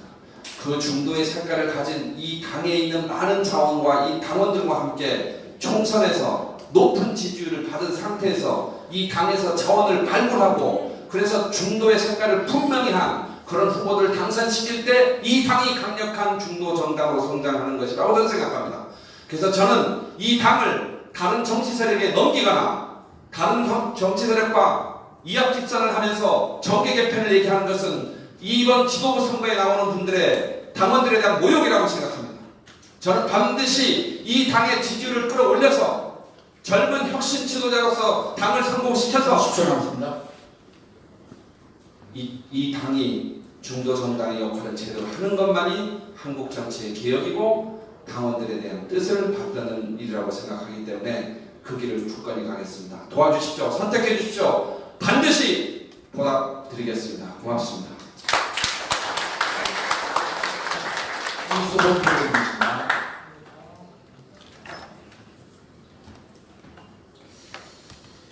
제가 당대표에 나오려고 결심하게 된 가장 핵심적인 이유는 우리 지금 지방선거 참패에 썰어져 있는 우리 당원들의 심정을 생각하면서 결심했습니다. 저부터도 너무 힘들기 때문에 어떤 위로의 말씀을 드려야 될지 참 정말 힘들었는데요. 근데 가만히 생각해 보니까 이런 거는 생각해야 될 것 같습니다. 우리가 참패를 했는데 당연히 참패는 흔히 맞는 거죠. 생각해 보면 우리가 시행착오가 너무 많았습니다. 잘못이 너무 많았어요. 처절하게 반성해야 될 게 많습니다. 그런데 객관적으로 보면 아까 드루킹 이야기했는데 이거는 사수를 쓴 거거든요. 나쁜 기술을 쓴 겁니다. 어린 초등학생과 대학생 주냐고 싸운 거예요. 근데 그래서 싸워서 결과 안 한 거 아닙니까? 이거를 참패라고 표현하지 않습니다. 당연한 결과라고 얘기하거든요. 우리 스스로는 잘 알아야 된다 생각합니다. 그렇게 우리가 너무 패배의식에 빠질 필요도 없고 너무 우리를 또 과장되게 생각해서는 안 됩니다. 정말 우리를 객관적으로 보고 우리 한계가 있는가 정확히 짚어볼 때가 지금 오히려 기회다. 그걸 잘 짚어보면 저는 반드시 새로운 전기를 이룰 수 있다고 보고요. 우리 당은 어떤 이벤트나 기회, 기술 좀 뿌려가지고 지지하려고 생각하면 안 됩니다. 정말 우리 당의 뿌리, 원칙을 가지고 정말 역사에서 요구하는 우리 당이 요구하는 게 뭔가 저는 감히 말씀드립니다. 우리 정성철 위원장님 중도 자꾸 이야기하시는 게 좋습니다. 그런데 저는 진보, 보수, 중도 문자고 이야기하는 겁니다. 정말 이달의 오선운동이나 스웨덴의 포데모스나 마크롱처럼 한국의 산수로의 결과가 아니라 정말 직접으로 변화를 만드는 그런 당을 만들어서 국민들에게 힘을 줬으면 좋겠습니다. 다행히 우리한테는 큰 자산이 있어요. 정말 기득권 패권 세력, 민주당의 패권 세력, 한나라당 패권 세력에 맞짱뜬 정말 용기 있는 두 지도자가 있었습니다. 지금도 존재하고 있습니다. 우리한테 부족한 것은 근성입니다. 이 좌절을 뚫고 일어설 수 있는 이 근성, 이 근성을 여기 계신 동지들과 함께 저 마지막까지 싸워가지고 반드시 우리 당을 국민들이 자랑스럽게 생각할 수 있도록 만들어내겠습니다. 감사합니다.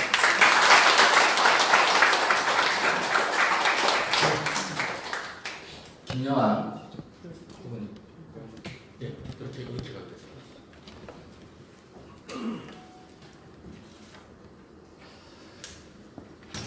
임승철 위원장께서 하신 말씀은 안철수 대표 또 유승민 대표를 포함한 사람들이 이 선거의 패배에 얼마나 책임을 져야 하는가 그런 문제를 물은 것 같습니다. 제가 볼 때는.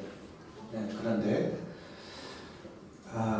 저는 안철수 대표가 이번에 서울시당에 출마한 것은 선당부사라고 생각합니다. 물론 저도 경기도에 나온 것은 완벽한 선당부사였다고 생각합니다. 양심을 얻고 말할 수 있습니다.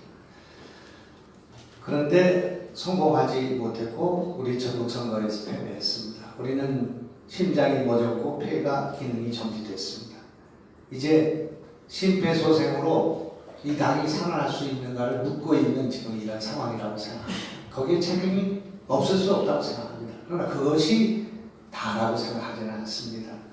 우리는 이번에 합당 과정에서 너무나 많은 문제를 야기시켰고 그 과정에서 지긋지긋한 공천 파동을 재현했습니다.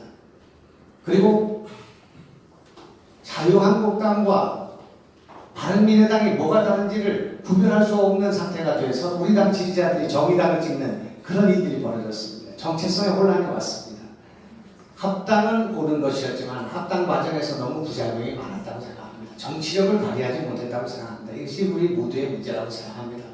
새정치의 깃발을 내렸기 때문이라고 생각합니다. 이 공천파동, 개파 정치 이것이 재현됐습니다. 아 저놈들이 똑같은 놈들이구나 이렇게 생각했다고 생각합니다. 그래서 저는 오늘 우리는 좀 죄송합니다만 국민의당 창당 정신으로 돌아가야 된다고 생각합니다. 그리고 바른미래당의 합당 정신으로 돌아가야 된다고 생각합니다. 그때 우리는 뭐라고 얘기했습니까? 기득권의 한당 정치를 답하고 새정치의 깃발을 올렸습니다. 그 깃발을 내렸기 때문에 국민이 우리의 기대를 저버리고 떠났다고 생각합니다. 초심으로 돌아가야 된다고 생각합니다. 제가 이 정말 오늘 당장이라도 그만두고 싶습니다. 이거 뭐하러 이걸 나왔냐는 생각이 밤이면 밤마다 날이면 날마다 듭니다. 그런데 제가 수도권 5선을 버리고 정말 이 국민의당을 만들어 오겠다고 안철수 관내에 서 있는 안철수하고 손을 잡고 이 당을 만들었을 때 우리 전면했습니다. 수도권에 나간 서울에 1명, 2명 빼고 다 전면했습니다. 그렇지만 그 전면 후에 이 나라의 정치혁명, 제3당 정치혁명이 가능했고 그래서 국민에게 희망을 줬던 이 정치개혁혁명이 여기까지 왔는데 이번에 한번 졌다고 해서 이걸 내릴 수 있는가? 아무도 안 하는 것이지만 우리가 좀 해봐야 되는 거 아닌가? 더 해봐야 되는 거 아닌가? 그때 사직생했던 사람들이 무슨 죄가 있습니까? 이번 1000명에 나간 사람 가운데 정치 아무것도 모르는 저 시민들이 여기 와가지고 낙선한 저 사람들을 볼 때 죄송합니다. 끝내겠습니다. 네, 고맙습니다. 하태경 후보님.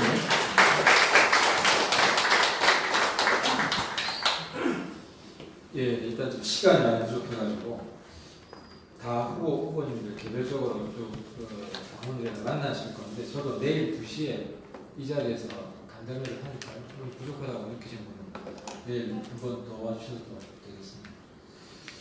그 지방선거 체계 부분 이번 전당대회를 통해서 그 부분이 좀 완성되어야 된다.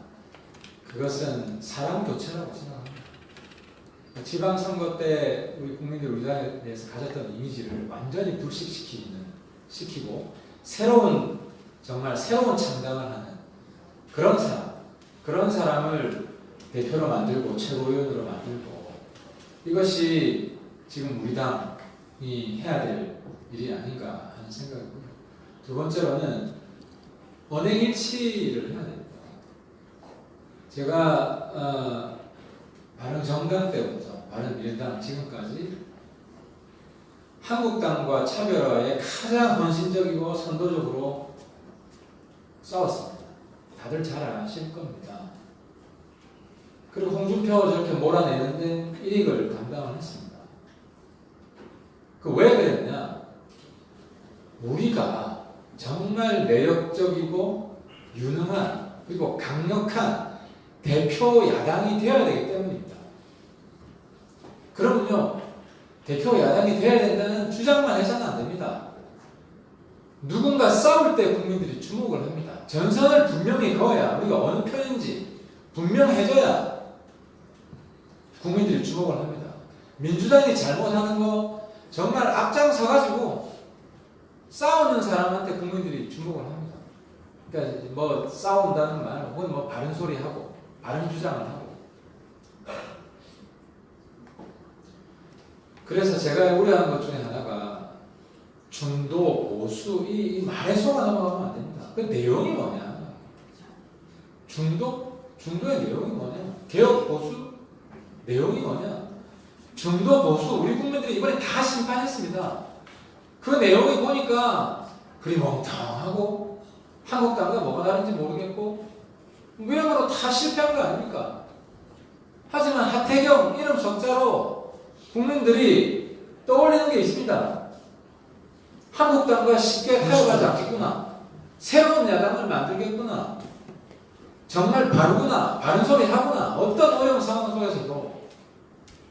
그래서 여러분들이 어떤 기준으로 이번에 새로운 지도부를 만들어야 되는지 정말 심사숙고 해주시면 좋겠고요.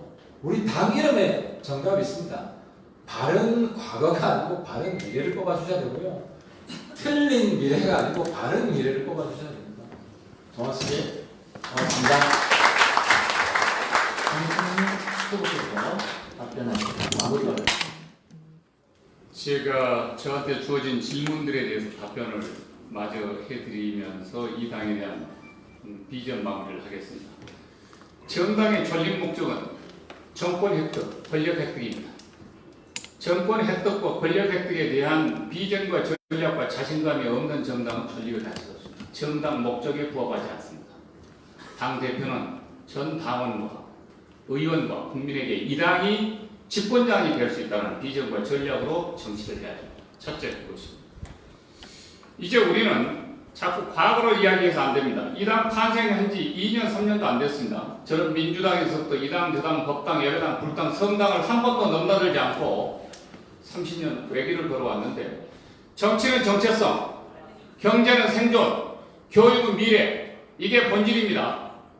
제가 제1야당을 만들고 집권당을 만들겠다라고 하는 것은 중도통합정당의 가치와 뿌리를 자르고 이 당 저 당으로 옮겨다니면서 정체성을 팔고 그런 정치를 하겠다라고 하는 것이 아니라고 하는 사실을 여러분들 명심하셔야 합니다. 이 당이 중심축이고 구심점입니다. 이 당으로 들어온다는 것이지 들어와서 세력이 커지면 중심축의 원칙과 모든 당원당과 강력은 이 당 중심으로 가져간다. 그러나 정당을 세력화해서 확장해서 집권당을 꿈꿔야 된다. 이 말씀을 드리고요. 새로운 정치는 책임 정치입니다.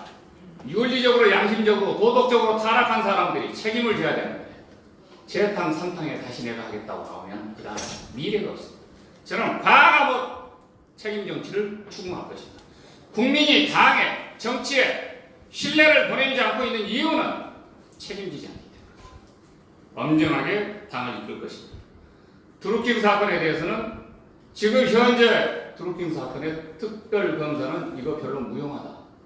봐주기다. 이런 느낌을 감출 수 없습니다. 제가 야당 대표가 되면 이건 청문회를 하면서 다시 국회에서 시작할 것입니다. 그래서 김경수 구속수사하고 김정숙이 수사해야 되고 문재인까지 수사해서 국기문란에 대해서 앞으로 어떤 경우든지 안철수 대선 후보의 지지자들의 표가 도둑맞고 조작돼서 공작의 대상으로서 자유민주주의가 정상적으로 작동되지 않는 그런 정치를 제가 야당 대표가 되면 끝장을 낼 것입니다. 지금 우리 국민은 그런 강력한 정치를 하고 있습니다. 신천지 그런 누물을 많이 펼치고 있는데 찬벌락을 짓거립니다. 그런 거 하면 안 됩니다. 5.18 어느 비디오 테이프 봐도 저는 전남 공 호남 출신 김대중 대통령의 30년 비서 광주 민주화 운동을 대한민국 민주성지의 성령으로 생각하고 살아왔던 사람이 어느 테이프 어디 가서 그런 말을 했다라고 하는 것은 조작과 곡해입니다. 광주 5.18 정신을 훼손시키면서 우리 안에 드루킹이 있다는 사실을 아는데 저 눈에 발각되면 박살 날 겁니다. 저는 앞으로도 그렇지만 분명히 말씀드리지만 이 당을 집권당을 만들기 위해서 당대표에 출마한다라고 하는 걸 여러분에게 말씀드립니다. 감사합니다.